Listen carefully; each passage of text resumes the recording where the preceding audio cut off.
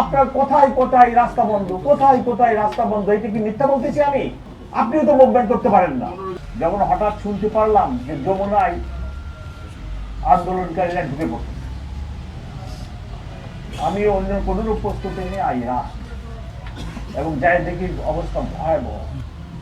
এবং এই নির্বাচনের ৫-৬ দিন আগে যদি যেখানে সরকার প্রধান থাকেন সেখানে যদি আন্দোলনকারী ঢুকে যায়, যেখানে আমার ১৪৪ দ্বারা সভা সমাবেশ নিষিদ্ধ আছে, সেখানে এসে আপনার যদি আন্দোলনকারীরা এই ধরনের কর্মকাণ্ড করে, তাহলে কি পুলিশ কমিশনার বসে থাকার কোনো সুযোগ আছে কিনা?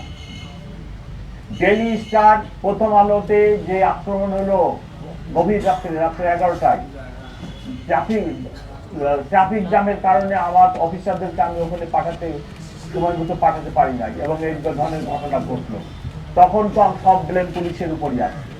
আমি পুলিশ কমিশনার হিসাবে কিভাবে আন্দোলনকারীদেরকে সরকার প্রধানের বাসভবন কাম অফিসে ঢোকার মতো ঘটনা ঘটাতে ঢোকার যে কি বলে সুযোগ বা ঢুকতে যাচ্ছে, এই অবস্থায় আমি কি বসে থাকার কোন সুযোগ আছে কিনা?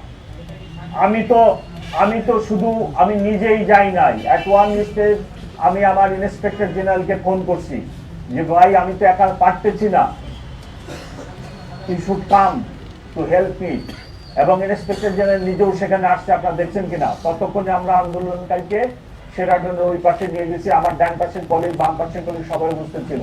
ততক্ষণ থেকে ইন্সপেক্টর জেনারেল এসে উপস্থিত হয়েছে।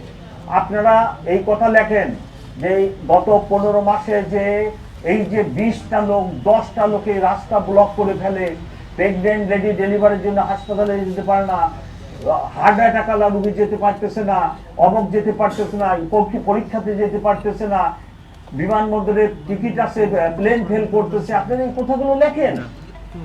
আপনার এই শহরকে নিরাপদ রাখেন, মানুষকে নিরাপদ রাখেন, মানুষের যাতায়াত ব্যবস্থাকে নিরাপদ রাখেন। আপনার কোথায় কোথায় রাস্তা বন্ধ, কোথায় কোথায় রাস্তা বন্ধ, এটা কি মিথ্যা বলতেছি আমি? আপনিও তো মুভমেন্ট করতে পারেন না।